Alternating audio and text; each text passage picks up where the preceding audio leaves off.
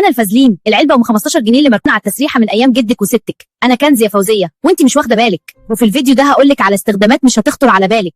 اول حاجه يا حبيبتي انا بحميكي من التسلخات، يعني لو بتمشي مده طويله ورجلك بتتسلخ من الفخذين او اشتريتي جزمه جديده، خدي حته صغيره مني واديني المنطقه اللي بتتسلخ او رجلك، انا هعمل طبقه عازله وهحميكي من التسلخ.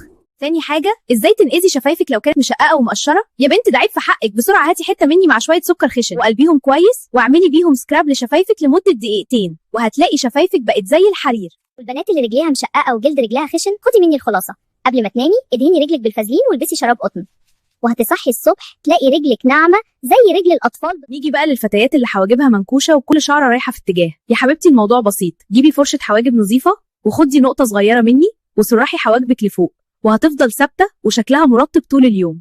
بالنسبه بقى للغنيه والمترشه اللي بتشتري مسكره وكحل غالي ووتر بروف وبعدها مش عارفه تشيله، جيبي قطنه وحطي عليها نقطه مني.